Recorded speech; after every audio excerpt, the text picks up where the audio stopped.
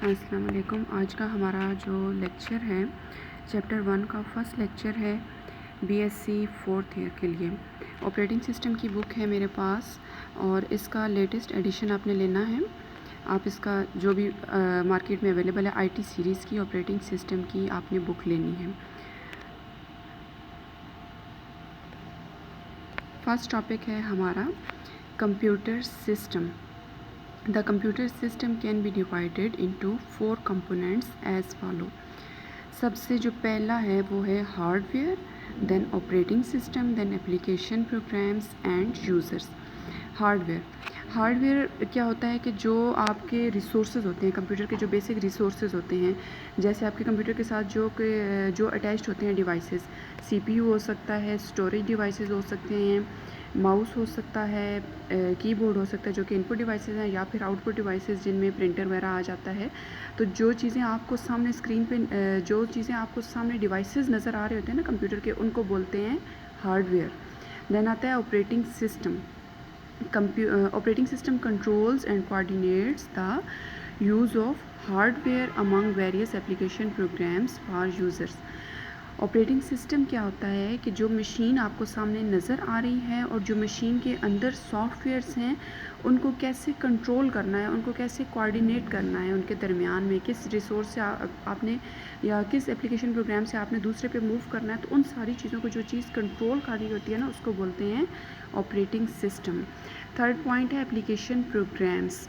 Application program defines the way in which program system resources are use to solve computing problems, कि कैसे system resources को हमने use करना है अपने कंप्यूटर से रिलेटेड कोई भी टास्क करने के लिए, तो उस चीज़ को कौन कंट्रोल करता है? Application program. Application program include word processing, spreadsheet and database system etcetera. Word processing क्या होती है? जो एमएस वर्ड पे आप काम करते हो, स्प्रेडशीट जो एमएस एक्सेल पे शीट्स होती हैं, वर्कशीट्स होती हैं, वो सारी चीज़ें जो होती हैं वो इसमें आ जाती हैं। इसके अलावा डेटाबेस पे जो आप टेबल्स वगैरह बना सकते हो, क्यूरीज फॉर्म्स वगैरह कर सकते हो वो। लास्ट आता है इसका फोर्थ पॉइंट जो कि है यूज़र्स। तो यूज़र्स कौन होते हैं? जो रिसोर्सेज को, एप्लीकेशन प्रोग्राम्स को यूज़ करने वाला पर्सन होता है। वो पीपल भी हो सकता है, वो कोई मशीन भी हो सकती है, या कोई दूसरा कंप्यूटर भी हो सकता है। ठीक है, नीचे एक डायग्राम आपको नज़र आ रही है जिसमें हार्डवेयर है। सबसे पहले जो बेसिक चीज़ है वो है हार्डवेयर, और थर्ड पॉइंट है इसका सिस्टम एंड एप्लीकेशन प्रोग्राम, और इनके दरमियान में इंटरमीडिएट लेवल पे आपको एक चीज़ नज़र आ रही है जो कि है ऑपरेटिंग सिस्टम। यानी कोऑर्डिनेशन के लिए यूज़ होता है, कंट्रोल करने के लिए यूज़ होता है हार्डवेयर को और सिस्टम और एप्लीकेशन प्रोग्राम्स को। कौन? Operating system. एक दरमियान में इंटरफेस है। अच्छा, और फोर्थ पॉइंट पे इसके आपको नज़र आ रहे हैं यूज़र्स। यूज़र 1 है, यूज़र 2 है, user 3 up to so user n है। तो यूज़र 1 किस चीज़ से इंटरेक्शन कर रहा है? कंपाइलर से। यूज़र 2 किससे कर रहा है? असेंबलर से। यूज़र 3 किससे कर रहा है? टेक्स्ट एडिटर से। यूज़र n किससे कर रहा है? डेटाबेस सिस्टम से। कंपाइलर, असेंबलर और इंटरप्रेटर ये डिफरेंट टाइप के जो है हमारे पास ट्रांसलेटर्स होते हैं। ट्रांसलेटर क्या करते हैं कि हम ह्यूमन है ना, तो हम जिस लैंग्वेज में बात करते हैं वो लैंग्वेज डिफरेंट है किससे? जो कंप्यूटर की लैंग्वेज है। तो कंप्यूटर हमारी चीज़ों को अंडरस्टैंड करने के लिए उसने अपने कुछ ट्रांसलेटर लगा रखे हैं। जैसे कंपाइलर है तो वो कोड को कन्वर्ट कर देता है, किस कोड को? सोर्स प्रोग्राम को। किस कोड में? ऑब्जेक्ट कोड में। सोर्स प्रोग्राम ह्यूमन का होता है और ऑब्जेक्ट प्रोग्राम या ऑब्जेक्ट कोड होता है कंप्यूटर का। तो कंपाइलर कम्प्लीटली जो है वो सोर्स कोड को कन्वर्ट कर देता है ऑब्जेक्ट कोड में। देन सेकंड आता है असेंबलर। तो असेंबलर जो होता है वो असेंबली लैंग्वेज में लिखी हुई जो इंस्ट्रक्शंस होती हैं उनको कन्वर्ट करता है ऑब्जेक्ट कोड में। इसी तरह एक इंटरप्रेटर होता है हमारे पास, एडिटर होता है। इंटरप्रेटर क्या करता है? Line by line source code को कन्वर्ट करता है ऑब्जेक्ट कोड में। इसी तरह डेटाबेस सिस्टम में हमारे पास डिफरेंट वो SQL वगैरह आ जाते हैं। नेक्स्ट हमारे पास जो है वो है कि ऑपरेटिंग सिस्टम। अब हम ऑपरेटिंग सिस्टम की डेफिनेशन देख लेते हैं। जो आपकी बुक है ना ऑपरेटिंग सिस्टम की, तो इसकी डेफिनेशन क्या है कि an operating system is a program that manages computer hardware.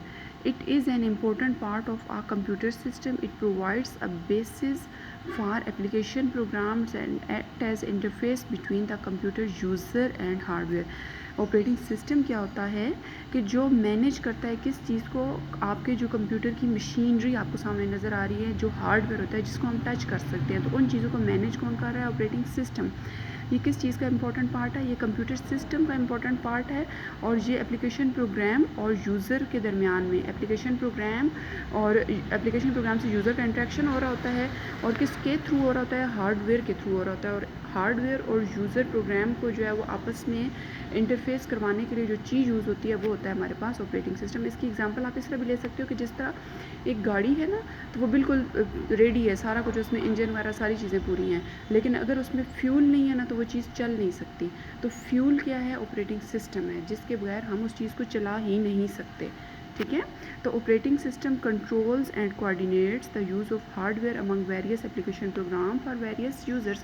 तो एप्लीकेशन प्रोग्राम, चाहे आप कंप्यूटर की स्क्रीन पे आप एक जो है मल्टीटास्किंग आप कर सकते हो ना, तो आप MS वर्ड पे काम कर रहे हो, साथ ही आप जो है वो MS एक्सेल पे कोई काम कर रहे हो, तो जो वेरियस एप्लीकेशन प्रोग्राम के दरमियान में कैसे हमने जंप करना है, कैसे हमने एक प्रोग्राम को स्किप करके दूसरे पे जाना है, तो उस चीज़ को कौन कंट्रोल कर रहा है? Operating system. उसके बाद है ऑपरेटिंग सिस्टम के ऑब्जेक्टिव्स। फ़ायदे क्या हैं ऑपरेटिंग सिस्टम के? तो different objective of operating system are as follow. सबसे पहले है कन्वीनियंस, आसानी। The primary objective of an operating system is convenience for user. Operating system executes user programs and make it easy to solve user problems. They also make computer system convenient to use, यानी operating system की मदद से आपका जो user human interaction होता है ना machine के साथ, वो उस चीज़ को आसान कर देता है आपके लिए। डिफरेंट टूल्स प्रोवाइड करता है, एक इंटरफेस प्रोवाइड करता है, तो आप इजीली उस चीज़ को यूज़ कर सकते हो, आप हार्डवेयर के साथ इंटरेक्शन को जो है पॉसिबल कर सकते हो। देन आती है efficiency. A secondary objective is the efficient operation of computer system. It is particularly important for large shared multi-user systems. Operating system can solve this goal. Operating system provides the facility to use the computer hardware in an efficient manner. यानी आप computer system को जो है वो efficiently कैसे use कर सकते हो कि ऑपरेटिंग सिस्टम जो होता है ना वो मल्टीटास्किंग को पॉसिबल बनाता है। मल्टीटास्किंग यानी एक ही कंप्यूटर की स्क्रीन है तो उस पर आप मल्टीपल टास्क जो होते हैं वो एट द सेम टाइम एक सिंगल यूज़र जो है वो बैठ के कर रहा होता है, तो एफिशिएंटली जो होता है वो सिस्टम यूनिट को यूज़ किया जा रहा होता है। कंप्यूटर के CPU को जो है वो बहुत सारे कामों में इकट्ठे यूज़ किया जा रहा होता है, तो वो एफिशिएंसी है। देन इसका लास्ट पॉइंट आता है ऑब्जेक्टिव्स का, एबिलिटी टू इवॉल्व। इवॉल्व होता है एवोल्यूशन, यानी नई चीज़ों को अकोमोडेट करना, नई चीज़ों के साथ कंपैटिबिलिटी।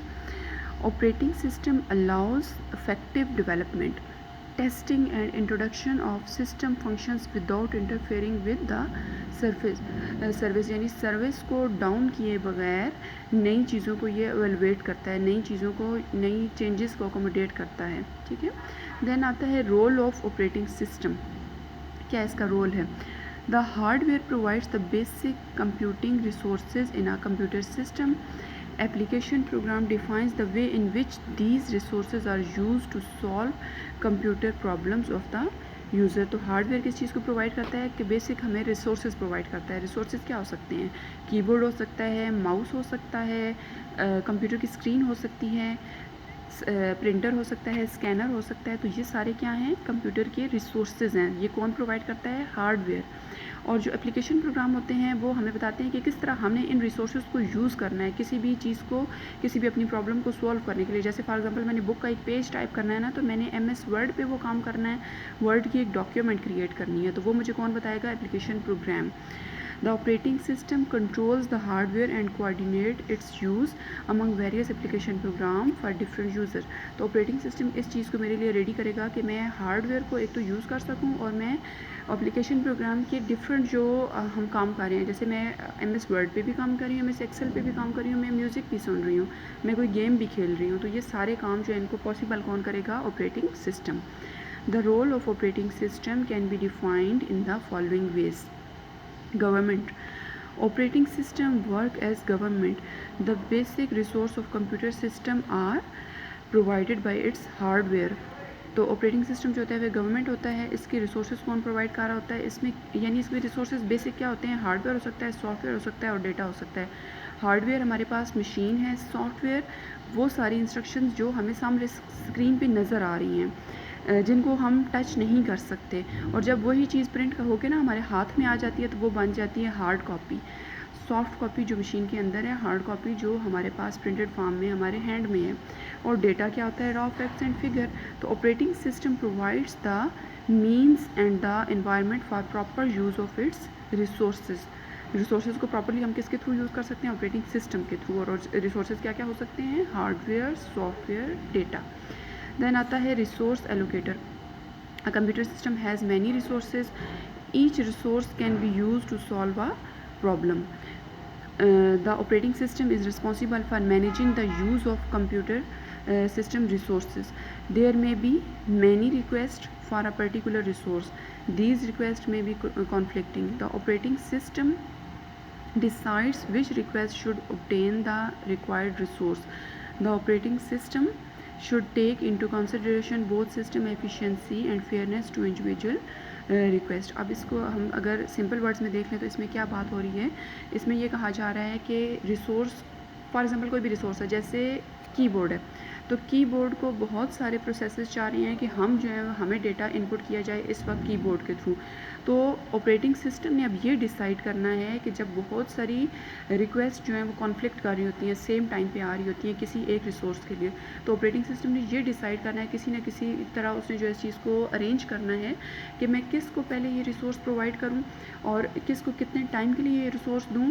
और इसमें उसने फेयरनेस को भी देखना है और सिस्टम की एफिशिएंसी को भी देखना है कि मेरा सिस्टम जो है वो रुके बगैर सारी जो रिक्वेस्ट हैं उनको एंटरटेन करें। ठीक है। देन आता है control program. Operating system control the execution of user programs and devices.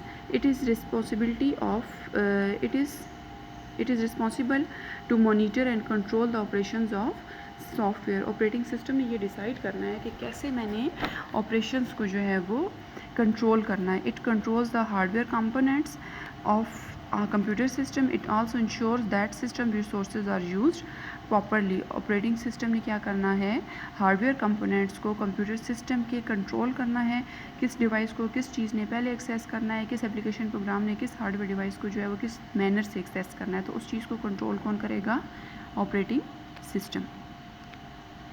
Then आता है जी हमारे पास मेन फ्रेम सिस्टम होता है। Mainframe system were use to solve commercial and scientific problems. Following is the brief description of this type of system. Mainframe system की different जो है वो types हैं।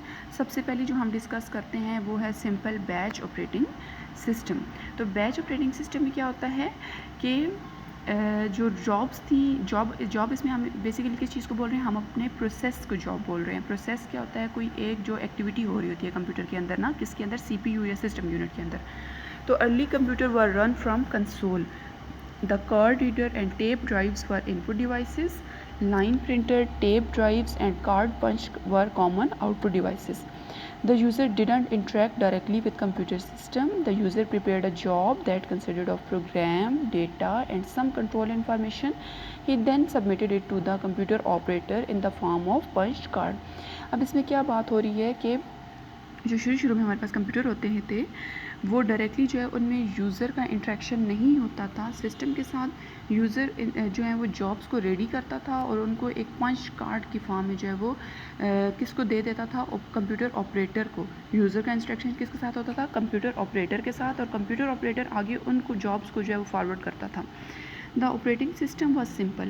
Its basic job was to transfer control automatically from one job to the next. यानी एक task जब complete हो जाएगा तो कंट्रोल ट्रांसफ़र हो जाएगा सेकंड टास्क की तरफ। लेकिन शर्त क्या है कि पहला जो जॉब है, पहला जो टास्क है, उसकी कंप्लीशन जो है वो मस्ट है।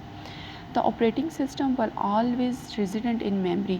The operator batched similar jobs together and then ran in the computer to speed up the processing. अब इसमें क्या होता है कि in this job which are of similar types are group together. जो भी जॉब्स थी, जो भी टास्क थे एक तरह के, उनको इकट्ठे जो है वो बैच बेसिकली होता है इकट्ठा कर देना चीज़ों को ना। तो जो ऑपरेटर, कंप्यूटर ऑपरेटर होता था वो सिमिलर जॉब्स को बैच कर देता था इकट्ठा एक ग्रुप में। Now they are stored on the punch card in which digital data is stored and represented using some specific sequence of holes. which will be submitted to the system for processing. The system will then perform all the required operations in a sequence. जो similar jobs होती थी उनको punch card पे ready किया जाता था operator की तरफ से, और फिर उनको एक सीक्वेंस में अरेंज कर लिया जाता था डिजिटल फॉर्म में। और फिर जो अब इसकी आपको एक डायग्राम नीचे नज़र आ रही है जिसमें डिफरेंट यूज़र्स हैं, तो वो अपनी जॉब्स को रेडी करके ऑपरेटर को पास कर रहे हैं, और ऑपरेटर जो है उसने आगे से 2 ग्रुप्स बना दिए जॉब्स के। जो एक तरह की थी उसने उनको एक ग्रुप में मर्ज कर दिया, और जो उससे डिफरेंट थी उनको दूसरे ग्रुप में मर्ज कर दिया, और फिर उसने वो पास की कंप्यूटर को। अच्छा, अब सिंपल बैच जो सिस्टम था, ऑपरेटिंग सिस्टम था, उसके कुछ एडवांटेजेस हैं और कुछ डिसएडवांटेजेस हैं। तो एडवांटेजेस पहले देख लेते हैं कि suppose a job takes a very long time, then such processes can be performed even in the absence of human. अब इसमें जब तक एक जॉब ने कंप्लीट नहीं हो जाना तो कंट्रोल दूसरी पे नहीं जाएगा, तो इसलिए जो है उस पर ही कंट्रोल, मतलब ह्यूमन इंट्रैक्शन फिर इसमें जो है वो ह्यूमन की एब्सेंस में भी ये टास्क हो सकता है। तो उसको कौन करेगा? Computer operator. They doesn't require any special hardware and system support to input data. कोई स्पेशल इसमें आपको हार्डवेयर नहीं ख़रीदना पड़ेगा, जो हैं वही उन पर काम करेगा।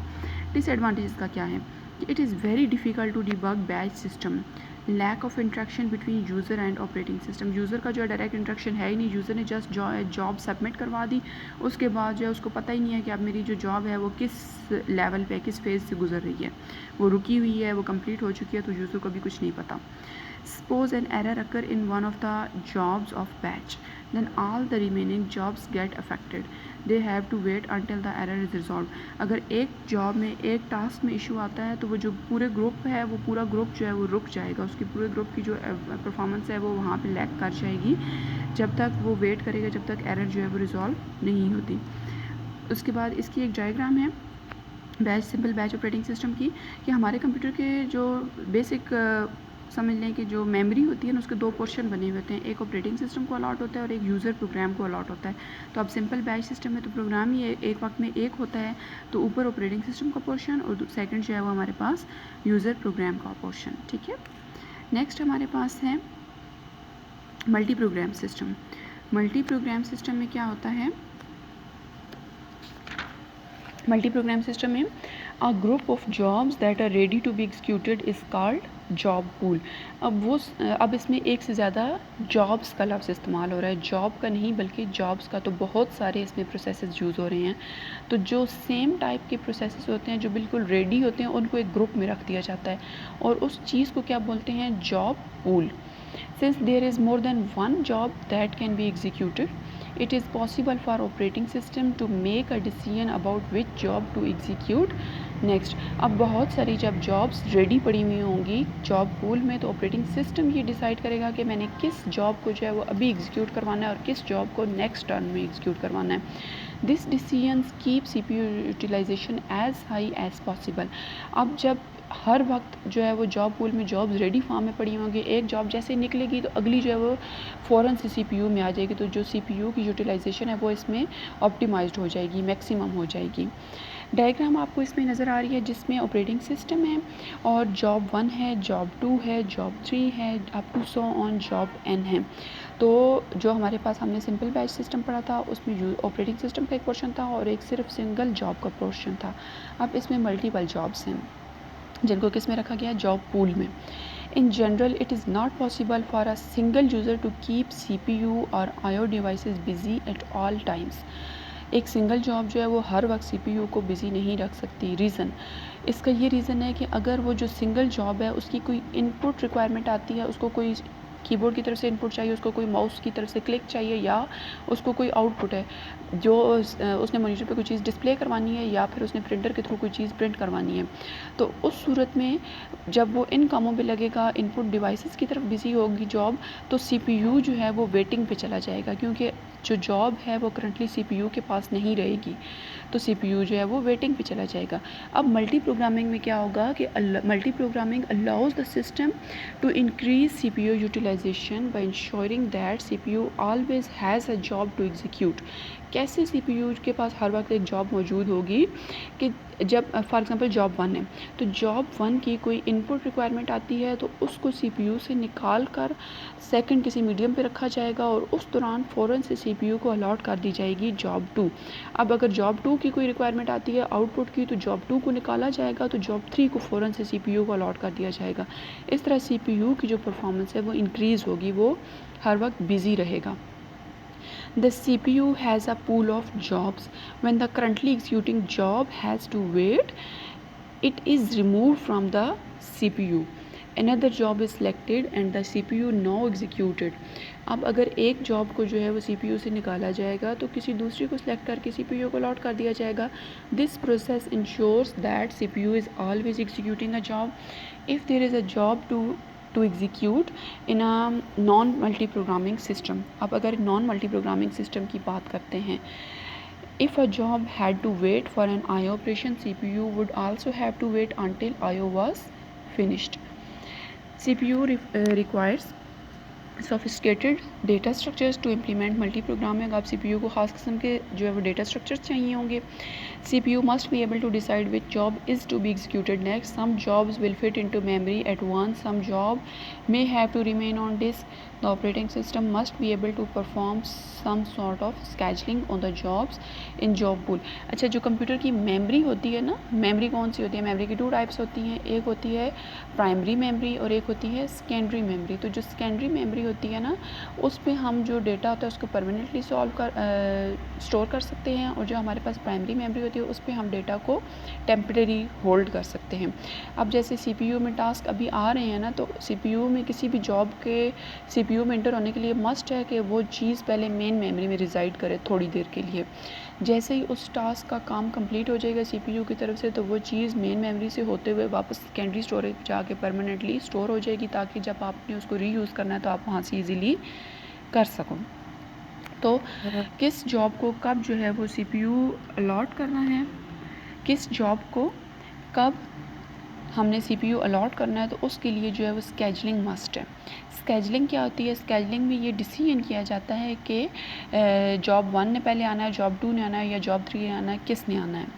It determines which job will stay on the disk and which ones will be loaded into memory. Disk पे किन को रखा जाता है? जिनको बाद में हमने एग्जीक्यूट करना है. और मेमोरी में किन को रखा जाता है? जिनकी फौरी अभी बारी आने वाली है. The operating system must have some form of memory management. Memory management is used to keep track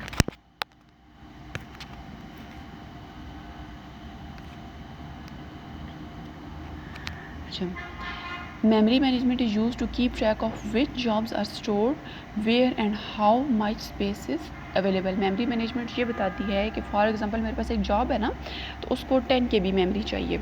second जो जॉब है जॉब 2, उसको चाहिए 20 KB.